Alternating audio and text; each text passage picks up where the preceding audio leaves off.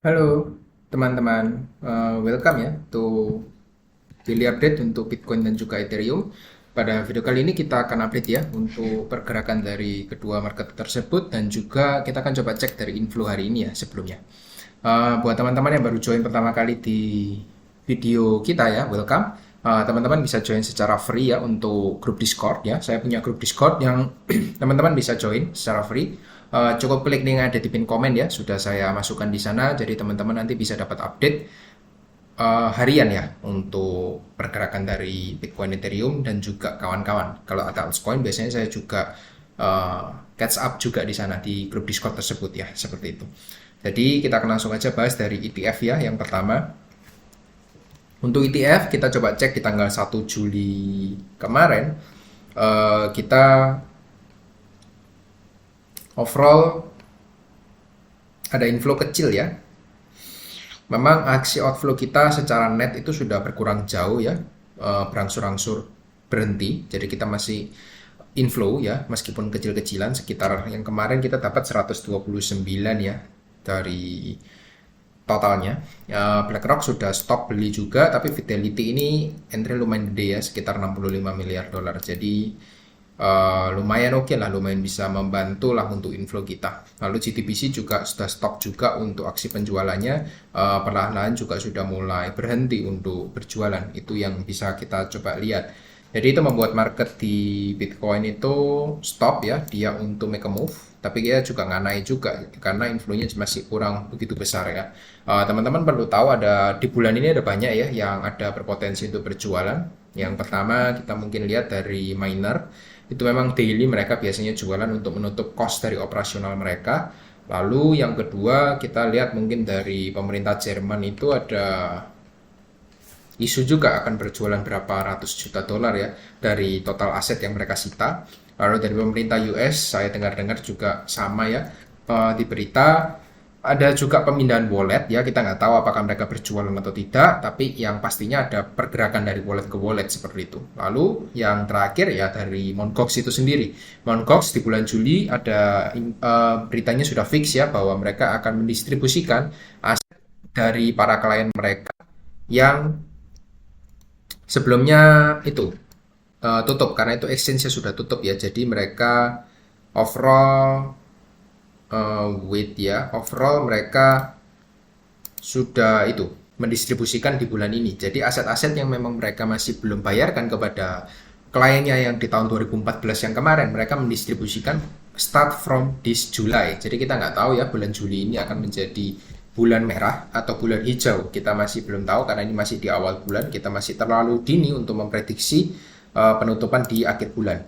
Tapi yang bisa kita lihat seperti aksi weekly closing dari monthly kemarin ya, kita lihat di sini kita closingnya sebenarnya dalam posisi hammer ya. Cukup hammer meskipun merah, tapi yang pasti kita lihat tidak ada jebol ya dari area support di 60.000 kurang lebih. Kita close-nya cukup bagus di 62.000, so masih aman-aman saja.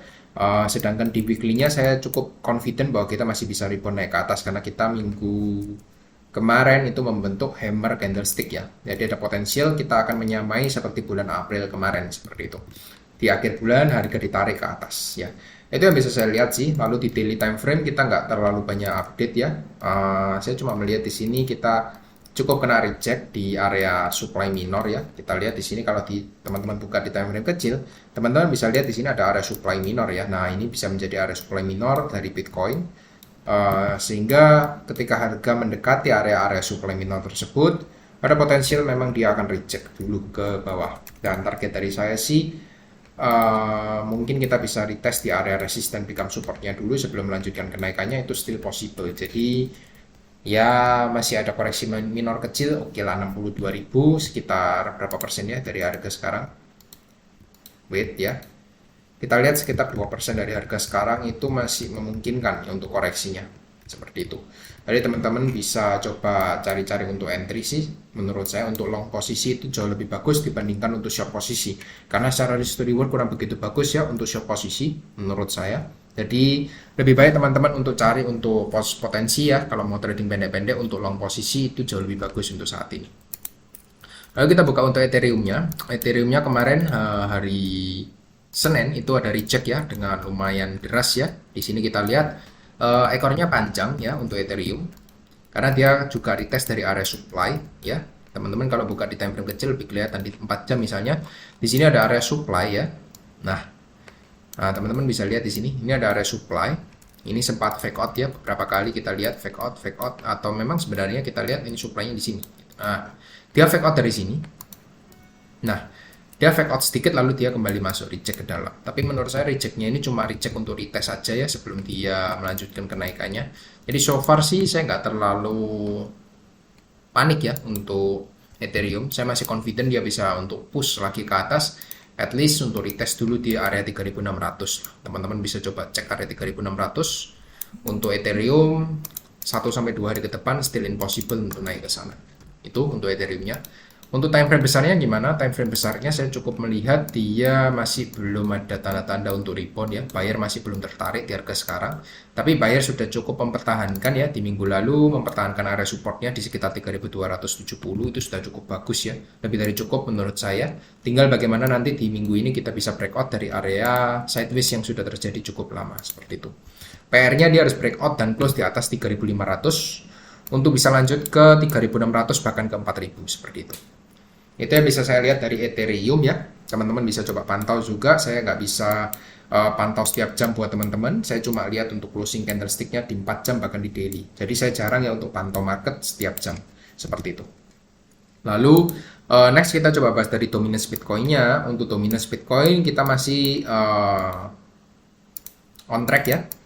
Bahwa saya melihat masih ada potensial kita drop ke bawah untuk dominance-nya. Why? Karena sesimpel memang kita punya area resisten dan support ya.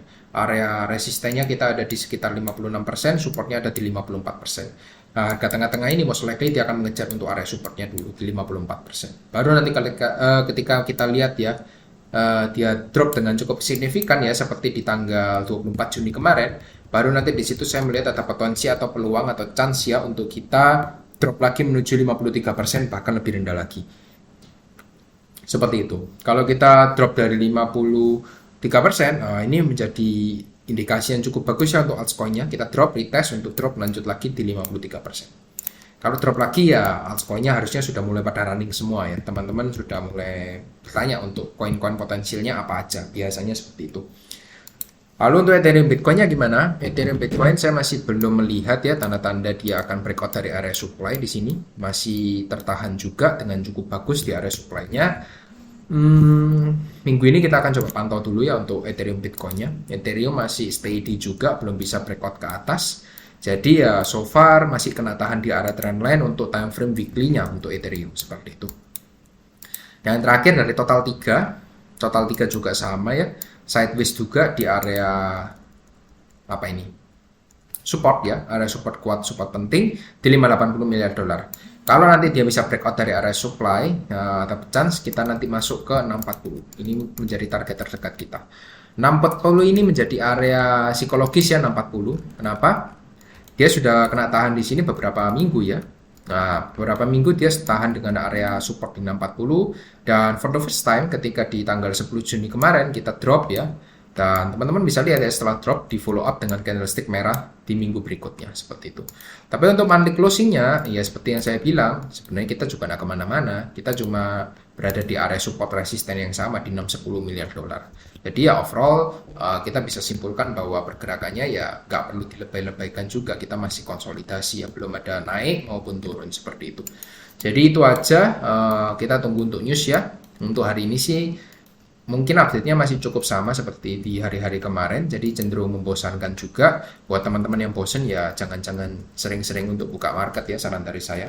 Cuma lihat update-nya aja. Untuk daily update-nya biasanya saya kasih ya, meskipun agak-agak steady dan membosankan, biasanya saya masih tetap update untuk daily update-nya. Cuma nanti kalau untuk live streaming-nya, kita akan live streaming ketika ada make a move yang cukup besar ya di market, baru nanti kita akan coba bahas sama-sama di live streaming di YouTube seperti itu. Jadi pastikan teman-teman sudah subscribe dulu untuk channel ini, dan nanti kita akan update ya di Telegram, di Discord ya, untuk jadwal live streaming berikutnya. Dan ketika ada big move, saya pasti untuk lebih dulu untuk update di Discord community-nya seperti itu.